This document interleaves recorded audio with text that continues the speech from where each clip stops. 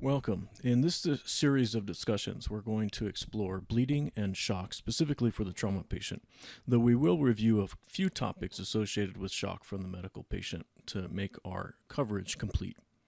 The discussion today is based on information that was released in 2019 and 2020 by the National Association of EMTs in the 9th edition of the PHTLS textbook. In total, these learning objectives will cover the entire series of lectures on shock and bleeding control. We'll start with discussions on pathophysiology, making our way through identifying the body's response to shock, talking about different classifications of hemorrhage, current hemorrhage management and control in the pre-hospital setting, and finally discuss fluid management and trauma resuscitation procedures in patients. The overall goal is that the paramedic can identify early signs of shock from multiple different types in patients with traumatic injuries and formulate a treatment plan to the success of that patient's survival through to the hospital and long-term recovery. We're going to start with the discussion on the pathophysiology that occurs in the body in shock. This will be broken up into two major sections. One talking about what happens when the body goes through shock and identifying the major classifications and types of shock that are discussed here. And further, talking about the body's then response to the shock state. To get started, we really need to define shock, and shock can mean a lot of things, especially when we take into the layman's understanding of the term. In general, though, shock of all types is essentially boiling down to inadequate cellular and tissue perfusion levels. Now, because the perfusion is inadequate, oxygen will not be delivered to the cells throughout the body, including some of the most important organs in our body. As a result, the body is going to convert its creation of energy into an anaerobic state. And an anaerobic state will increase the amount of waste and acid creation and will decrease the amount of energy that's produced through an inefficient process.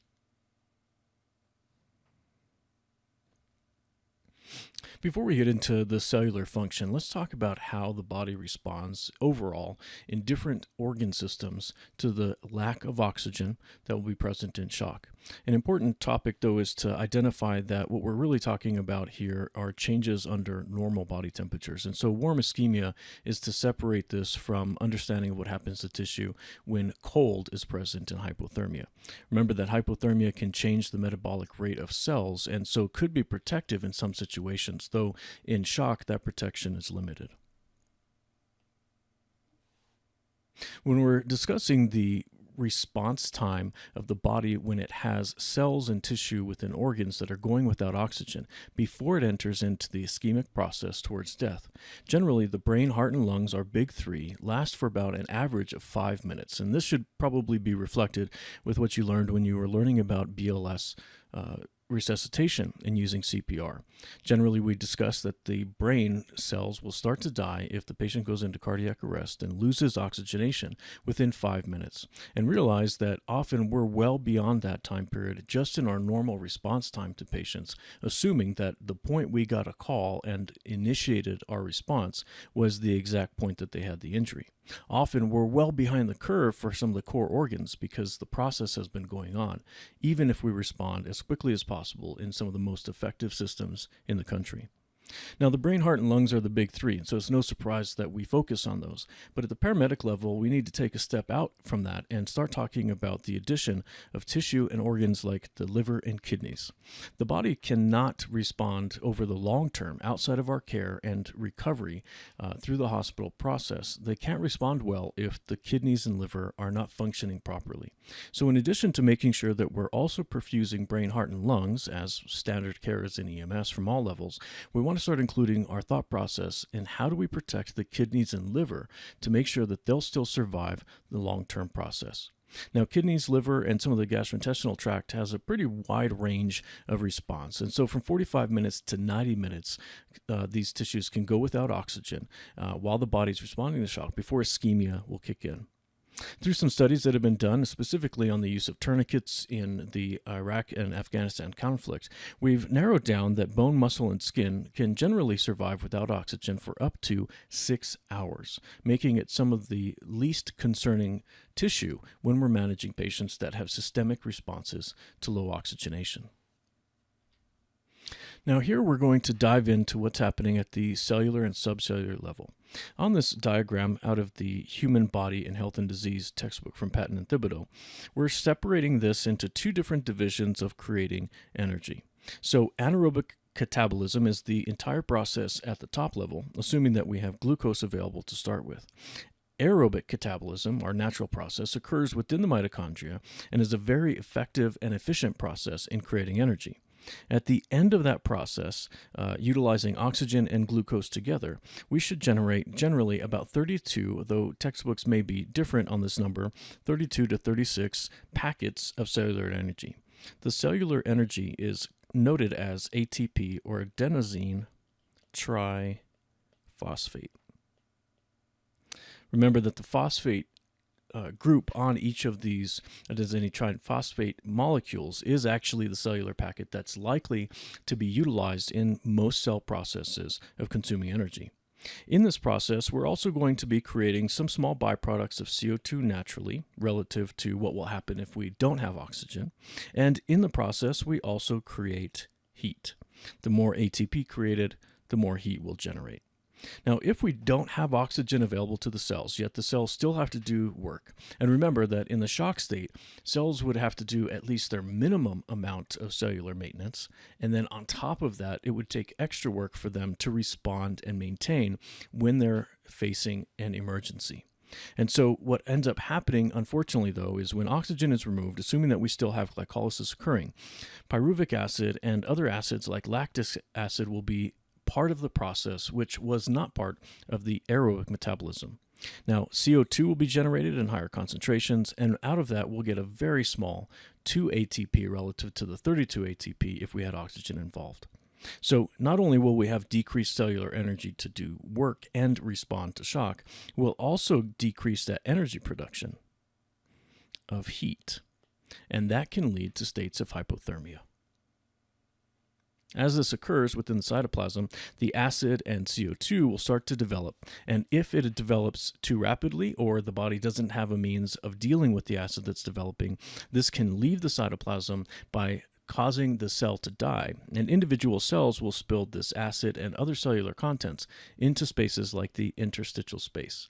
That developing acid that's going to accumulate in tissue and eventually make its way into the bloodstream is going to be a hallmark of the progression of patients in shock on their way towards death.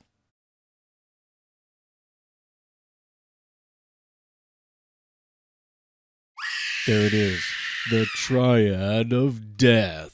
The triad of death basically outlines the three major things that are going on in most types of shock that lead towards death. So this is going to be initially cellular and tissue death, but eventually will make its way to death of the organism or person. Those three things are probably not going to be a surprise to you, but they play themselves out in different ways as tissue goes through this process. So one of the most important things that we need to be on the watch for and realize is a contributing factor, as mentioned, is acidosis. Because of that ineffective process of anaerobic metabolism, the cells will be creating extra acid and CO2, which will become, in some cases, acid in the body. They'll also create a low amount of energy, and so their ability to respond to that acidosis may overwhelm the system very quickly. As mentioned previously, the inefficient process that's leading to acidosis or anaerobic metabolism is also going to cause hypothermia. When cells are across the body systemically responding by creating less energy in anaerobic metabolism, overall the amount of energy that's created for the body to use as heat is also going to go down. Now, hypothermia is very important for us to worry about because hypothermia is a process that's a byproduct of shock, yet hypothermic states contribute to worsening shock. Part of the problem with hypothermia developing in the body trying to respond to shock is that it will lead to problems with coagulation. And so the third portion of the triad of death is considered coagulopathy. Coagulopathy is an abnormal response of bleeding control using the coagulation mechanisms in our body. Now, we'll find that there are tools we can utilize to help us with coagulation, and part of that, again, is addressing hypothermia. But coagulation is going to be impacted by much of our treatment, including just normal infusion of crystalloid solutions like lactated ringers and normal saline. So it's something that's very complex and will take quite a bit of understanding to determine which tools will be best utilized in certain situations. Now, the triad of death is one thing, but I also want to introduce to you one more triad, and that's the shock triad. This will become important for us a little bit later, especially when we're comparing patients' responses in head injury conditions, for example, with Cushing's triad, to a patient that has shock. And sometimes both the Cushing's triad and the triad that I'm explaining here of vital signs associated with general shock may cloud each other's presentation, making it difficult for us to prioritize and determine which thing is killing the patient fastest. Now, when we're looking at these three things in the patient's presentation of shock signs and symptoms, the three major vital signs that we'll see and the trends that they go under for shock include an increased heart rate as the body tries to manage cardiac output, an increased ventilatory rate, and a decreased blood pressure. These three parameters, heart rate, ventilatory rate, and blood pressure, will also be compared when we later talk about head injuries and Cushing's triad.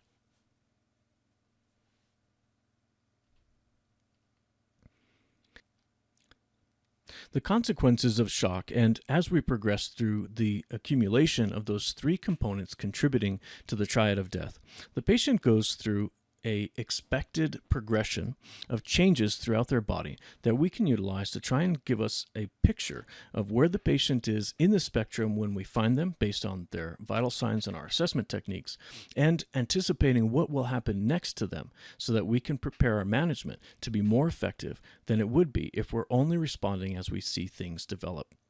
So in this progression, as we move, or our patients move rather, from illness to death, the entire process will start off with shock or hypoperfusion.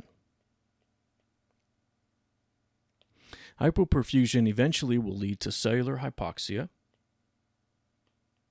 and essentially that robs the mitochondria within the cells of the oxygen that it needs to do aerobic or efficient cellular metabolism. As the cellular hypoxia develops and anaerobic waste starts to accumulate, the cell will change its pH status, and eventually the cell will no longer be able to maintain and will fall victim to death. If this occurs with one cell, it may not be a big deal, but remember, we're talking about something that's systemic, and so we have multiple tissues that are entering into this state, and so eventually the cells will die. Cells that die were probably collected together with tissue that has other cells experiencing the same thing, and if they don't, then cells that rupture near other healthy cells will have an influence when the acid and other components within the cell break free. Those can include things like, obviously, pH and hydrogen ion concentration, but also are electrolytes, causing electrolyte disturbances in the function of cells that require it. And in addition, we can have some of the digestive enzymes inside cells break free into interstitial space and start to digest other cells. So there can be multiple things occurring within tissue that are contributing to the death. Now, as cells and tissue die, eventually organs will die. And as organ systems fail, the patient eventually leads to multiple organ failure and the death of the patient. Let's first discuss how normal perfusion occurs. The Fick principles are a very easy way to describe how oxygen and CO2 move in and out of the body from the outside world. The first Fick principle, though these can be stated in a few different ways, the easiest, I think, is to describe them as single or two-term descriptions. The first Fick principle is the movement of gas in and out of the body. So that's generally taking air from outside of the body in atmosphere or when it's supplied by a mask or other adjunct for delivering oxygen through the process of ventilation. Technically, though we describe things like a respiratory rate, we're really counting a ventilatory rate. So remember that there is a difference between the term ventilation, mechanical movement of gases in and out of the body, and respiration, which is movement of gases across the membrane. When we're breathing in the mixed gases of room air without oxygen being supplied, please recall that we have 21% on general oxygen in that mixed gas, or partial pressure. That's a reminder that if we have a patient that isn't breathing at all, and we, in a quick response on a scene for a sick trauma patient, provide ventilation without oxygen by using a BVM, we're still utilizing the BVM to move room air into their lungs. And there's a big difference between someone who's not breathing at all, who's getting essentially 0% oxygen, and changing that to just breathing with the BVM and no oxygen attached at first as a temporizing measure to get 21% oxygen. As we add oxygen, we can increase that to near 100% oxygen delivery, but only with devices that have reservoirs. BVM and non-rebreather masks are good examples of that. When we're managing the patient and we try to determine how the gas will enter into the bloodstream, that step is the second Fick principle and is described as external, so it's happening in the outside of the body, or the integration with the outside world, external respiration. Here we're looking at oxygen crossing over and going from the alveoli into the blood capillary and entering on our blood cells. Next, we need to get that oxygen that's on a red blood cell, again, assuming the patient is healthy at that point and can carry the oxygen. We're going to get that oxygen delivered through the process of circulation. Now note that some textbooks just outline this as circulation, but technically we need both circulation and perfusion to occur. If you've forgotten the difference, circulation is simply just moving the fluid around. With the oxygen on a hemoglobin cell, it's circulating through the body is just moving from one place to another. But we need pressures and pressure gradients to allow oxygen to get off the cell and cross over the membrane inside the body wherever it is that we need it. So for that, we need both circulation and perfusion. The fourth Fick principle in delivering oxygen is internal respiration. And as you might guess, we're moving now from inside the blood vessel on a hemoglobin loaded with oxygen. That oxygen then moves into the interstitial space and eventually into the intracellular space by crossing over the membranes of the capillary and through the actual fluid of the interstitial space. Internal respiration will be the starting point of evacuating CO2 from the body. And so the process of getting rid of CO2 is actually opposite of bringing in oxygen. And so it'll start with internal respiration, in which CO2 is loaded from interstitial space and intracellular space onto hemoglobin, transferred through the body through circulation and perfusion, and evacuating the body through external respiration inside the lungs and eventual mechanical ventilation out of the body. Now, if we can identify which Fick principle is being impeded in an injury, and sometimes it's not as simple as saying one, there might be quite a bit of overlap, but if we can identify which Fick principle is failing, that gives us a very good clue as to which method of treatment or where we should focus our efforts. If a patient is failing this perfusion process because of only an airway issue, no other problems exist, then fixing the airway will restore ventilation and allow the patient's other Fick principles, if functioning properly, to take hold. On this slide here, I just wanted to remind us that the PHTLS 9th edition has a major change in the assessment process of primary assessment in trauma. Now, the change is primarily taking our primary assessment of A, B, C, D, and E, generally for medical patients, and adding very explicitly the X before A. And so the X stands for exsanguination. And that's a reminder that when patients have external hemorrhages that we can control, it's our duty to control those before we manage airway, breathing, and circulation issues. It's not adequate to consider shock management for bleeding control in C for circulation. Now, this isn't something that's necessarily new as a concept. Maybe the order and acronym will be useful as a new tool, but for years we've been teaching EMTs and paramedics that when they're managing patients in their primary assessment, we use A, B, C, D, and E, but in trauma, we make the change that before we get to airway, we should assess and control major bleeding, and assess for the need for C-spine. That'll dictate how our airway is managed as well. And so now it's making it very, very clear that managing the patient's external hemorrhages comes well before airway, breathing, circulation, disability, and exposed environment. And we have no business really managing the other steps if the patient has uncontrolled external hemorrhages. Now, a friend of mine relayed this story to me, and I don't know who actually came up with the phrase, but I think it's an excellent phrase to kind of highlight what's going on here when we choose not to manage patients bleeding. So the phrase was, as he was taking his flight paramedic training at the Army Flight Paramedic School, he was told by one of his instructors that when patients are bleeding, we essentially have the rest of the patient's life to decide when and how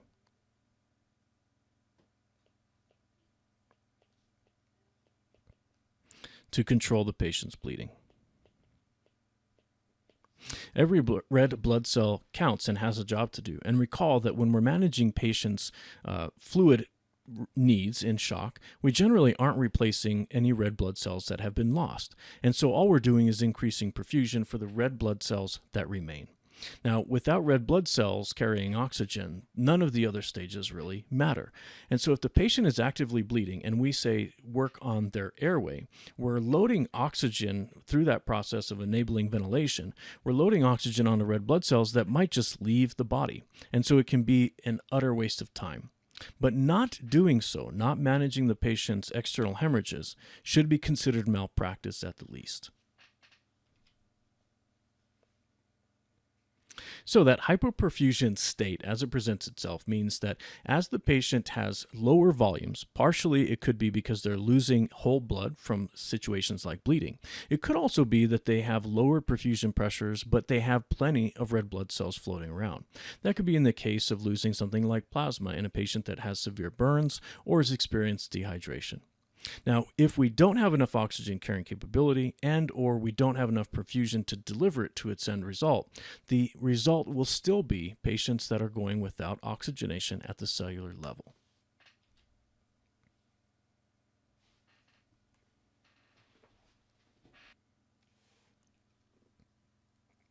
Cellular perfusion is much more than just that circulation of fluid through the body. Cellular perfusion is going to be made up of primary components: preload and afterload. A reminder on what preload and afterload are. Preload is essentially the amount of volume that's going back from systemic circulation to the ventricles. And preload's volume can stretch the ventricles and should stretch the ventricles so that we can take advantage of Frank Starling's law. Frank Starling's law often is thought of as the rubber band theory, in which the larger the stretch, because of likely the preload that's being returned, the larger volume stretches the ventricle, and the further the ventricles are stretched, the more forceful their contraction will be. As preload goes down, that stretch goes down, and contractility will also go down, impacting blood pressure. Afterload's a little different. Afterload is a complex process in which we are talking about the pressure that's standing in the pipes that the left ventricle has to overcome in order to generate a pulse wave when it contracts. As afterload increases, it makes the heart work harder to try and generate a further increased force of contraction to overcome the afterload, and with enough force to send a wave of pulse pressure of oxygenated blood throughout the entire length of the human body and against gravity. Blood pressure is measured in the EMT basic terminology using systolic and diastolic values. However, that's not an accurate representation by itself of perfusion of our core organs. Now, at the paramedic level, we have tools and knowledge that allow us to understand this process at a deeper level. So systolic and diastolic values will still be helpful, but when we're trying to calculate precisely what is the minimum amount of pressure that we need to generate to allow end organ perfusion, we're better served by measuring something called MAP. Mean arterial pressure, or MAP, is the pressure that is the average of perfusion pressure, and when we're managing patients that are not ill, that MAP range would generally be from 70 to 100 millimeters of mercury. Now, we'll do some calculations to identify this, but recall that when you're managing a patient and utilizing something like a blood pressure cuff independent machine or the blood pressure cuff non-invasive monitoring that's on a cardiac monitor, MAP is generally displayed in parentheses next to the blood pressure. If our blood pressure is displayed as 120/80, somewhere on that machine right next to that value will be MAP.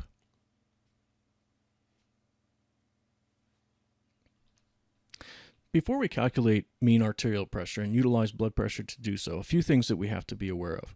Number one, we can't calculate a mean arterial pressure from a patient that we only have a systolic value on, like we would get if we were palpating a blood pressure. Number two, when we're managing patients that have sensitive treatment based on blood pressure values, it's very important that we have an accurate representation of their blood pressure. In my opinion, a procedure that will separate an average paramedic from a high-performing paramedic in utilizing blood pressure is one in which the paramedic takes a critical patient's blood pressure through auscultation themselves, or if a partner is doing it, they trust that that partner can get an accurate blood pressure. In doing that, we're not starting with the monitor. If we start with the monitor, we just accept that the monitor is always right. Instead, what the paramedic should do is seek to try to use the monitor by making sure that it has an accurate representation of the blood pressure that was captured. So the first blood pressure that's auscultated should be auscultated by the paramedic and compared immediately afterwards to the non-invasive blood pressure monitoring on the cardiac monitor or independent blood pressure machine. If those two values are similar, then from that point forward, it may be acceptable for the paramedic to utilize the cardiac monitor. They've essentially proved that the calibration of the monitor at that point in time on that patient with that size arm and that size blood pressure cuff is accurate. If we start and only utilize the automatic blood pressure cuff, we would never know if it's telling us the wrong value. So now the pressure calculation is diastolic pressure plus 1/3 of pulse pressure. That's kind of the standard place that most calculations will start. Pulse pressure itself, though, is made up of the difference between systolic and diastolic values. So to represent this in utilizing the tools that we'll have and the measurements that are available, we should take our diastolic pressure plus systolic minus diastolic pressures, and that difference divided by 3. You can also change this formula so that you're running systolic plus 2 times diastolic in total divided by 3 and should receive the same result. It doesn't matter which method you use as long as you're using an appropriate method and your calculations are accurate. So let's start with our calculation for a blood pressure of 120/80, which we consider to be normotensive. So if we take this, we'll start with our top value here. That's the one I'll calculate right now. So our diastolic pressure here is 80. Plus the difference between systolic, 120, and diastolic, 80, divided by 3. All right, so we can start breaking this down, and we probably won't need a calculator for the entire scheme, but feel free to use one if you need to for this example. So we'll then take 80 plus the difference between 120 and 80 is 40, and that will be divided by 3. 80 plus 40 divided by 3 will generally result in a value of 13.3. Let's hold on to that 10th place just for a moment, and we'll round as we finish this up. 80 plus 13.3 will result in a mean arterial pressure equivalent for 120/80 of 93.3 millimeters of mercury. It's the same measurement as our systolic and diastolic pressures because we're using those measurements in the calculation. We can round this generally to a average healthy patient with a blood pressure of 120/80 experiencing a MAP of 93 millimeters of mercury. And that sits right at the top end of our range for MAP of 70 to 100 millimeters of mercury. Now, we're not going to do a whole lot with MAP in our discussion right this second, but we will see that in our later discussions around management and fluid resuscitation, MAP is a frequently used threshold for our titration of fluid administration. Let's visit the other calculation, though, that can tell us about the body's ability to compensate for decreasing blood pressures, known as cardiac output. The cardiac output formula is cardiac output equals heart rate times stroke volume. The heart rate, represented generally in beats per minute, is multiplied by the stroke volume in milliliters. The average stroke volume of an adult patient is about 70 milliliters. And so when we're looking at the cardiac output formula, it can tell us a few things. It can tell us how quickly they're circulating fluid through their body if we know their stroke volume and we've identified their heart rate. The answer will generally be expressed in one of two ways, either in milliliters per minute or, more appropriately, in liters per minute, because we're generally going to be calculating liters of fluid circulating through the body at 1 minute intervals based on the heart rate. So our cardiac output can compensate, our body can compensate for changes in blood pressure. If blood pressure goes down, cardiac output also probably went down. And so our body can compensate by changing one of these two factors. If the patient has lost blood volume, say that they have a hemorrhagic injury or they're going through loss of fluid like through dehydration, the stroke volume will decrease. If stroke volume decreases and heart rate stays the same, blood pressure will decrease. But our body can pretty easily just increase the heart rate to compensate for a lower stroke volume. In essence, what's happening is it's taking the amount of volume that's decreased and circulating it more frequently so that the end result is a similar amount of circulation as before. Now, this is limiting, though. When we're talking about our patients experiencing stroke volume issues, if the heart rate increases, it can increase the stroke volume and cardiac output over time, only up to the point that the heart rate is slow enough that it can still fill in between each beat. Once we start approaching heart rates of 140 and above in the adult patient, the time of filling in between each beat starts to decline. And because of that, stroke volume will also decline, and cardiac output as a result will fall. So heart rate's increase is limited to that range just before 140 and 150 in the adult. Stroke volume is the amount of blood that's ejected from a ventricle in one stroke of the ventricle contracting. And so that again is made up of components of preload and afterload.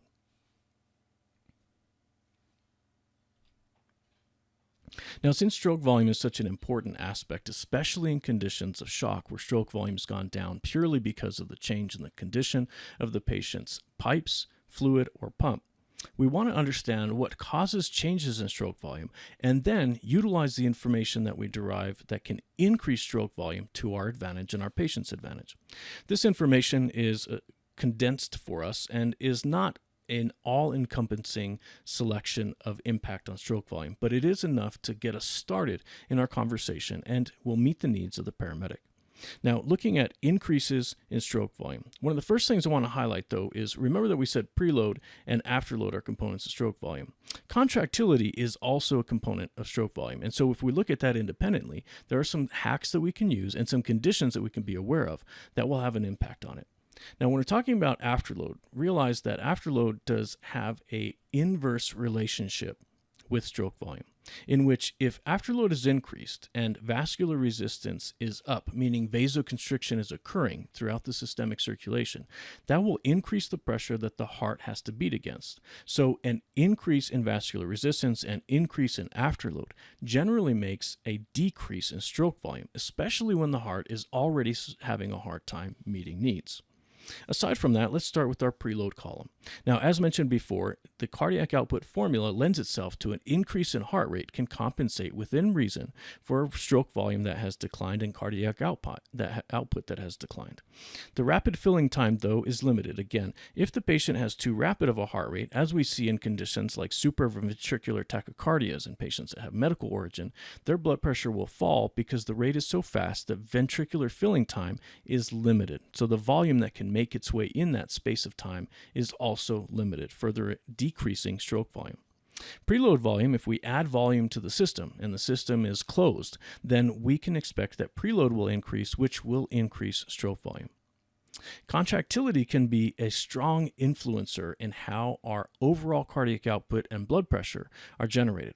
The sympathetic response using epinephrine and norepinephrine, whether it's as a neurotransmitter in the body's response or something that we provide to patients to help them through this process, will cause an increased force of contraction. Increased forces of contraction can help with our preload turning into an output of cardiac output elevating.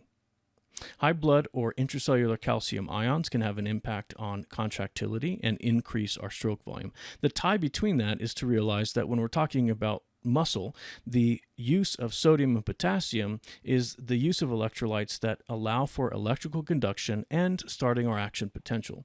But when we talk about actual muscle contraction, calcium is the bridge between those things. And so if we have a lot of calcium available for cells, they may be able to forcefully contract more so than if calcium is low. Also, looking at the endocrine system, thyroid hormones are generally going to increase our cardiac output so that it's paired with a need to increase metabolic components, because the body has signaled, if thyroid hormones are released in high quantity, that the body needs to increase metabolic rate. Now, we've covered that change in vascular resistance. So if an increase in stroke volume is desired and we're playing around with the afterload as a component, we need decreased vascular resistance. This decreases the pressure that the heart has to generate to overcome afterload in the process of vasodilation. This makes it easier for the heart to get its work done without utilizing high amounts of cellular energy. That's optimal in patients that don't have great supplies or perfusion delivered to the cells that need it the most. Now, we'll find decreases in stroke volume in situations in which the preload volume has gone down. In the endocrine system, if thyroid hormone is in low supply, then the opposite is true. Metabolic needs have gone down, so it signals to the body that it doesn't need as much cellular energy components. Now, abnormal potassium and sodium, both on the high and low end, can cause changes in preload to the detriment of stroke volume. Hypoxia, causing injury to cells and to the body's ability to manage the volume within the container. Hypothermia, abnormal pH, both acidic and alkalotic, can have a negative effect on stroke volume. And medications like calcium channel blockers, which would then block the ability of the heart to contract effectively, would further contribute to situations of stroke volume declining. Now, on the side of contractility, if sympathetic response increases contractility, you're pretty safe in assuming that the effect of acetylcholine in the parasympathetic nervous system is going to cause contractility to go down, which results in a decrease in stroke volume. Again, hypoxia can have an impact on the efficiency and effectiveness of those cells doing the work of contraction. Hyperkalemia can change the balance and change not just contractility, but introduce arrhythmias and dysrhythmias that may block the contractility altogether. And medications like beta blockers will blunt the effect so that when the body tells the heart rate to increase utilizing something like epinephrine or norepinephrine in sympathetic response, beta blockers will prevent the heart rate from increasing in response, because there won't be any means of communicating with the cells directly if beta blockers are blocking the beta receptor sites. Finally, if vascular resistance increases, vasoconstriction systemically increases, that increases afterload and will decrease our stroke volume. Hemodynamics in shock takes us from the cellular level, now zooming out even further away from the heart's function in this process to the overall set of circumstances and tools that are available to the body to meet hemodynamic needs. And so in order for perfusion to occur, we need to have fluid in the tank at the right volume. Some of that we've discussed with our stroke volume. The pipes need to be adequately responding to the condition of the volume that they're dealing with, and the pump needs to be able to handle the load of circulating this not just through the lungs, but also through systemic circulation.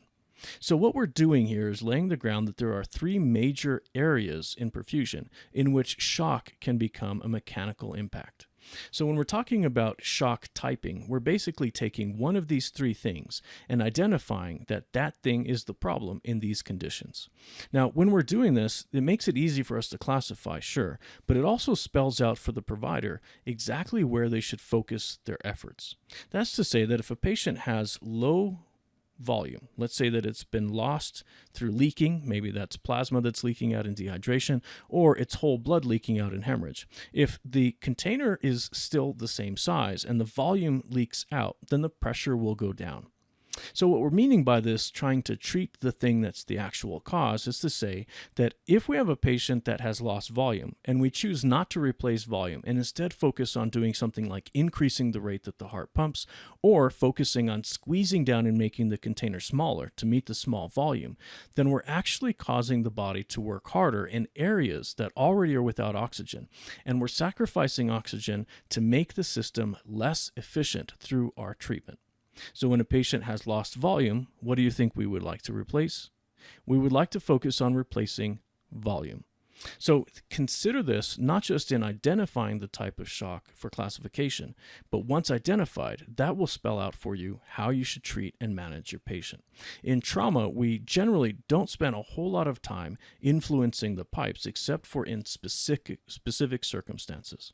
So the types of shock that this will lead to classification of are, if the volume has gone down, that is generally classified as hypovolemic shock, in which their volume of blood has gone down. They can experience this through a few mechanisms, but one of them that we see often in trauma is hemorrhagic or bleeding-based shock, in which they've lost their volume by losing red blood cells through the process. Hypovolemic shock is the most common type of shock experienced in trauma. And generally, if we have a patient that shows signs and symptoms of shock and we have no clear-cut analysis as to exactly where that's coming from, we should assume that it's hypovolemic shock until proven otherwise. The next type of shock is to deal with the pipes, or to say this is the container. The container can change dependent on the body's needs through vasoconstriction and vasodilation. When pipes are vasodilated and the amount of volume in the system stays the same, that will cause the pressure to go down. It's like taking a container that's full of fluid and pouring it into a larger container. That extra space means that there's extra lost pressure. And so the patient will experience a decrease in blood pressure and perfusion because the pipes have dilated. Now, this can occur in a few ways. There are certainly types of medical shock, which will involve things like vasodilation and leaky capillaries. But then in trauma, this is limited to a select set of circumstances, mostly considered vasoactive. A good example of that is spinal shock, in which communication to the blood vessels has decreased or ceased altogether. And so below that level of injury in the spine, there's no communication telling these blood vessels to constrict, so they go to their natural state of dilation. With gravity, this promotes drainage of fluid from the rest of the body into a region that's uncontrolled. Now, these things together, when we have a problem with the pipes or the container, those are collectively considered distributive shock. Distributive meaning that the blood has probably not left the body, and it's not that we have a hole leaking somewhere into another cavity of the body, like an internal hemorrhage. It's redistributing the fluid throughout the body, perhaps based on gravity, perhaps based on leaky capillaries in which fluid, like plasma, is leaving the bloodstream and entering into the interstitial space to cause edema. Finally, we have a problem that can be associated with the pump. When the pump fails, if the pipes are still active and the volume is constant, then the pump or the heart is the culprit. The pump can be impacted in a few different ways, and we consider this cardiogenic. And if we think of that term, it's originating inside the heart. That's what the medical term means. We can break this down into a few subcategories. One subcategory is an intrinsic cause. Intrinsic cardiogenic shock is associated with the problem directly inside of the heart. Extrinsic, the opposite, is often seen in conditions of trauma. Extrinsic cardiogenic shock is an outside force that's not the actual heart itself, causing a restriction in the heart's ability to pump. Extrinsic shock is often called, and in PHTLS they use this term, obstructive shock. Obstructive shock comes from the idea that there's a physical obstruction putting pressure on the heart in cases of tension pneumothorax, where the pressure developing on one side of the pleural space from a collapsed lung is now putting pressure on the mediastinum and restricting the amount of stretch that the heart can do. As this occurs, we can also use the example of pericardial tamponade, in which fluid is accumulating in the sac around the heart. The sac does not extend because it's fibrous tissue. However, the heart, being muscle, is pliable, and so as fluid accumulates around the heart, it collapses the heart and restricts its ability or obstructs its ability to fill with blood. As providers in general, we really suck at trying to determine how much volume somebody has lost, especially if we're utilizing simply just our tools of inspection. If we have a patient that's bleeding onto a surface that doesn't absorb the blood and we can see it clearly, we still are not great at estimating that volume. So knowing that realize that we're probably going to be wrong in that attempt. And so we want to find other means of trying to make this estimation. This will be important when we classify our types of bleeding and tell us a little bit about the patient's shock condition that's underlying. Now, with this diagram here, we're highlighting that even when the patient has extremity fractures, the patient can lose enough blood, both from the blood vessels that were cut by the actual severed or fractured bone and accumulating in the compartment that's created in the extremity. So through this list, we can see that the single rib fracture, so assuming that only one rib is fractured in one place, can have an estimated blood loss of 125 milliliters. We'll find that this by itself may not necessarily be a big deal for the patient, but if we have multiple ribs that are contributing to this, or we have an injury of another blood vessel in a different region bleeding, these things can contribute to major blood loss. Now we can progress all the way through to structures like the femur and the pelvis, in which massive amounts of circulating volume can be leaked into the space and not returning into circulation, causing hypovolemic hemorrhagic shock. So try to commit these to memory, and when present, these patients will be at risk of shock even if they're not developing or showing signs of outward bleeding simply because of the compartment's accumulation of the blood. The next few slides, I'm actually going to show the same diagram twice, and this is shown from the PHTLS 9th edition, Table 5-3's hemorrhage classification. Before we look at the two different charts, I'll kind of spell out to you the thing that we want to get out of this. First and foremost, we want to be able to say if the patient has a known amount of volume that's lost, maybe from calculations like the accumulation of fractures and knowing how much volume can be lost in that presentation, or by looking at the patient's vital signs, we can determine which phase of shock they're entering into. Now, this is only going to relate for hemorrhagic shock to our volumes. If we're looking at patients that have other types of shock that don't involve bleeding, then the classification system won't be as helpful. The general progression through shock will probably have similar vital signs, but they can't be expected in the same way. Another thing to know is that we're going to separate the class 1 and 2 from class 3 and 4 shock types. Now, in patients that have lost hemorrhage class 1 and 2, those patients have lost the amount of volume, assuming they were healthy and don't have other diseases associated with it. They're losing the amount of volume that the body can generally still compensate for. And so class 1 and class 2 hemorrhage are generally going to be compensated shock. When we're looking at class 3 and class 4 hemorrhage, these are the crossing over from the body's ability to try and maintain a normal blood pressure with its compensation mechanisms in a presence of lost blood volume to now not being able to compensate and moving closer to death. Decompensated shock is what we would use to describe classes 3 and 4, primarily because of one vital sign. The vital sign that we use to indicate whether or not the patient is currently compensating or decompensating is the patient's blood pressure. If the blood pressure is normal, it means that their compensation mechanisms are active and they're holding the blood pressure artificially high, maintaining perfusion pressure. Now, this requires energy and it requires some mechanisms that are still healthy to do this. But over time, the body's not going to be able to keep up, especially if the patient is continuing to hemorrhage. If the patient continues to hemorrhage and they can't maintain oxygen perfusion to the tools that compensate for us, like vasoconstriction and increased heart rates and force of contraction, then blood pressure will start to fall. Once blood pressure starts to fall, that marks the crossing over again into decompensated shock. As patients move on past class 3 and into class 4, they're starting to enter not into just decompensated shock, but they may be entering into irreversible shock, in which the damage and compensation may be so severe that the body isn't going to survive even if the patient is in definitive care when it occurs. So our best chance of patient survival with the tools that we have in the pre-hospital setting are when we recognize shock early and we manage it before the patient starts to decompensate.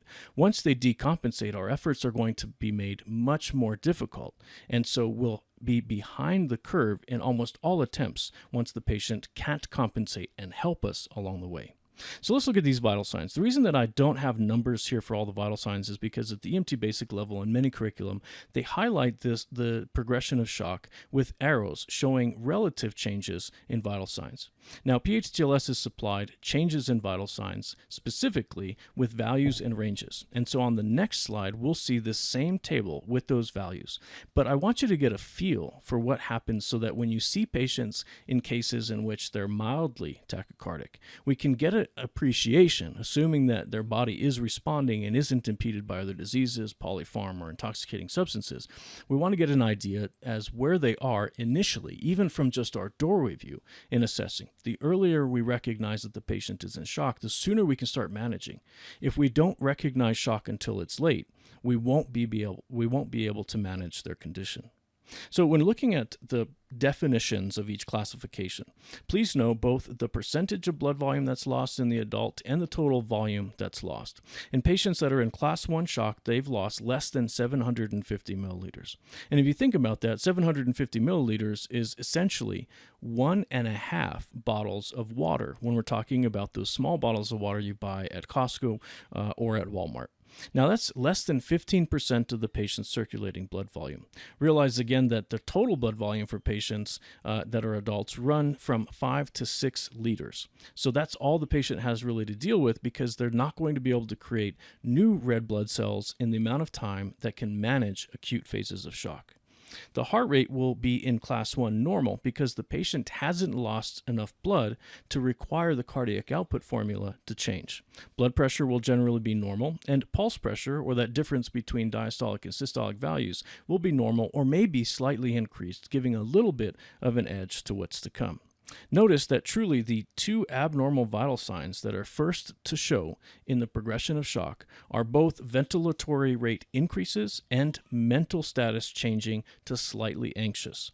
This provides an opportunity, but is very difficult for most providers to get through because they're clouded by assuming when patients are in traumatic incidents, like a car accident, a dramatic fall, or shot with a weapon, that these patients are also responding to a psychological response to the event that would produce a sympathetic effect.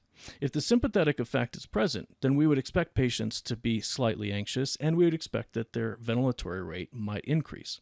But what's really happening in patients that are actually in shock at that state is the masking of their condition based on that thought that the sympathetic response is okay and normal only on psychological grounds. Ventilatory rate will be the first thing to increase, and it increases so subtly that it's still a high normal rate. It hasn't gone outside the normal bounds in that increase. And so again, we could assume that that's just part of the process of their emotions catching up to them. Now, when patients have an increase in their ventilatory rate, if we really think about the body's mechanism for doing that, assuming that there's a physiological need and not just a psychological need, remember that we don't increase our ventilatory rate in healthy patients to get more oxygen into the body. That's a byproduct. The ventilatory rate is increased to blow off acid and happens when the blood buffer system has been overwhelmed, as it does so in seconds after acidosis begins to build up. So patients are increasing their ventilatory rate here with the early signs of anaerobic metabolism and acidosis developing. In patients that are in class 1 shock for our management, we can generally get away with crystalloid solutions because they may not have lost enough red blood cells to impact them negatively if we only provide non-oxygen carrying devices. Class 2 shock is from 750 milliliters to 1.5 liters of fluid that has been lost. 15 to 30% of the total blood volume is now in jeopardy and out of the body, or at least out of blood vessels for internal hemorrhage. At this point, the body is going to start to make changes to cardiac output by increasing the heart rate. This increase we'll see in the next slide is actually going to be a low tachycardia range. Blood pressure remains normal, giving rise to the idea this is still compensated shock. So the thought is that the body is trying to manage the change in stroke volume that's from the volume loss by changing the cardiac output formula with a slight increase in heart rate. Ventilatory rate is going to continue to rise in this presentation because there's more acid continuing to accumulate. accumulate. And patients will go from slightly to mildly anxious. Notice that their LOC hasn't really changed when we think of major altered mentation. Mild anxiety is present in many different patient conditions, and again, might be easily overlooked. The risk here is that the paramedic that's assessing a patient might actually have signs of early shock before them, and they, one, maybe sign a refusal and allow the patient to stay home, in which they'll progress through shock and wake up dead. And unfortunately, patients that we identify have these symptoms, but we don't assume are shock until we see glaringly obvious levels of decompensated shock as our impetus for us to act. Remember, we're already behind the game when we arrive on scene because the incident happened before we got there. If we're waiting until we have signs of decompensation, the patient will progress to irreversible shock very quickly.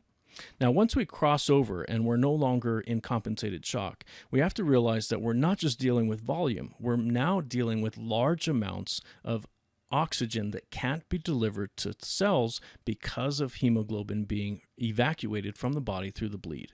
So in patients that cross over and now have their blood pressure decrease, showing decompensated shock, volumes there are generally still below 50%, 30 to 40% of total blood volume, up to 2 liters of blood lost. Now in these cases, the patient's tachycardia is now going to enter into an abnormal range. So normal tachycardia may be a range somewhere below 120 beats per minute, but once we start going above 120 beats per minute, we start showing that the cardiac output needs are great. Now, remember that if the heart rate goes above 140 beats per minute, generally in the adult, that means that the blood pressure and cardiac output will further go down because the heart rate, which is trying to help the patient, is causing further damage. The pulse pressure will start to go down dramatically, as it will in class 4. The ventilatory rate's going to continue to elevate to a point where the patient's no longer getting enough oxygen and not blowing off enough CO2 because the time between each phase of breathing is too short. Patients now will start to show pretty significant LOC changes, ones that we would consider pretty obvious, like confusion, and can make its way through confusion, combativeness, and lethargy. If the patient has a profound LOC change, that's usually associated with irreversible and late signs of shock.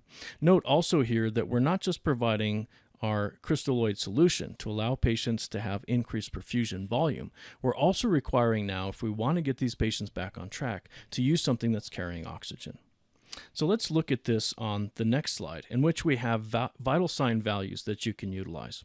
Again, the separation between compensated and decompensated shock is moving from class 2 to class 3 shock, or from class 2 to class 3 hemorrhage classifications. All the other numbers are the same here, but look at the changes in heart rate. Class 1, the heart rate will still be normal because the need for it to increase for cardiac output hasn't presented itself. But as we enter into class 2, here's our normal tachycardia. Going above 120 puts the patient at risk, and above 140 further at risk. So these are signs that the patient is clinically suffering cardiac output demise.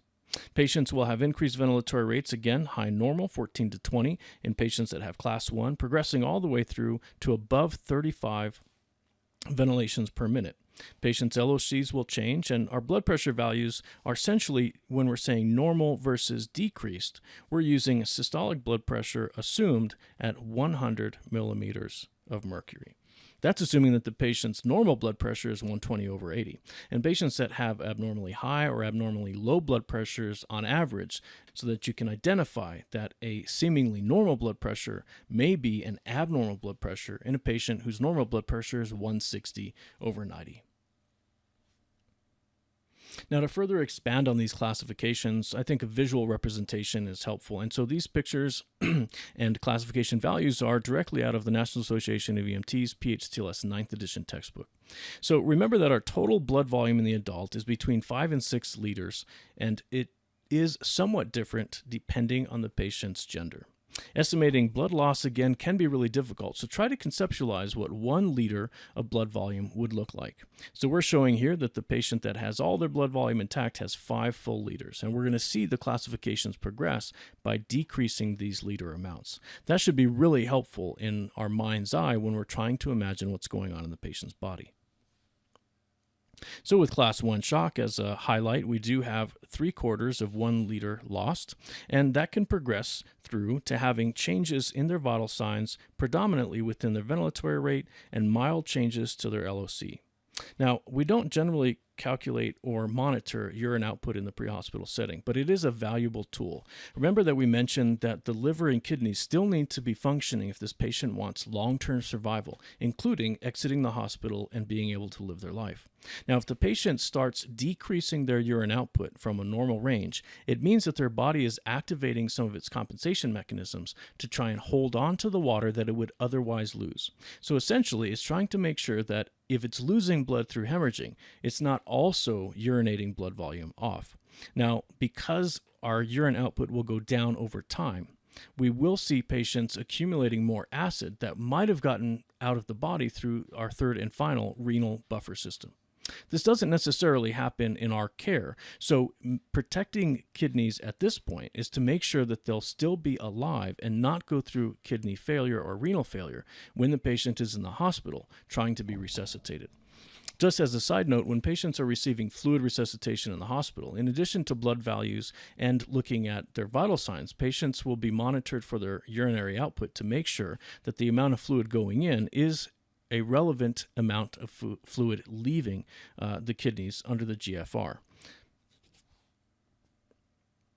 Class 2 hemorrhage is going to cross over now to somewhere around 1.5 liters of blood volume lost. Remember, that's not coming back. The body isn't going to be able to regenerate that in any meaningful time for that patient. So now, still within class 2 and compensated shock, the blood pressure is probably still going to be normal in the systolic range, but our pulse pressure will start to decrease. So if you're trending blood pressure over time, you might be able to see that the systolic and diastolic values start to get closer together. Skin condition will generally be cool, and we further decreased our urine output. Now we have our mild tachycardia as we increase heart rate to increase cardiac output. Now that we enter into 2 liters of volume lost, essentially the patient's crossed over and will start to show decreased systolic blood pressures. At that point, they're in decompensated shock, and we can see that urine output is now further dramatically declining. So any acid that they would have urinated is still going to be retained, and the insult to the kidneys can continue through this process.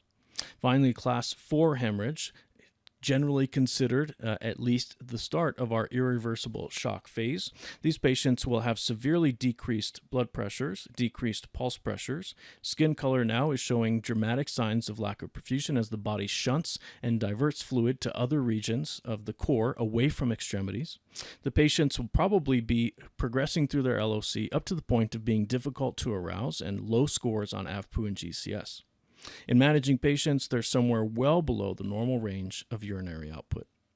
That concludes our discussion on the pathophysiology and classifications of hemorrhaging and shock. We'll talk more about what happens when the body responds to shock in the next section.